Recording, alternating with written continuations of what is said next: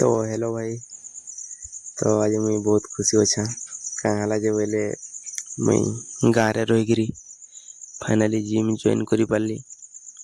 तो गाँव रही जिम जॉइन करवाटा मोर गोटे छुटिया स्वप्न थिला केनता बोले आमर गाँव जिम सेंटर हो कम से कम 20 ରୁ 22 किलोमीटर हवा से लगे भाई जिम जॉइन कर नहीं पारुली लेकिन फाइनाली जिम जॉइन कली।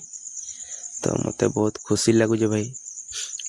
तो से लगी भाई इटा गोटे भिडटे बना लगे मन लगला भिडटे बनईदेली। तो 2 जन होकर जिम जॉइन कलु गोटे मोर भाईटे अच्छे तो तार सागरे मिसिकी इटा जिम जाइलु। लेकिन टे खराब लगुच इटा जे कि 2 दिन है 3 दिन है 2-3 दिन होगलान तो मैंने वर्षा छाड़बार नहीं से लगी टे खराब लगुचे। लेकिन आज गला बेले टे वर्षा नहीं होता लेकिन आसला बेले फिर वर्षा हुए देख। रही भाई बाय।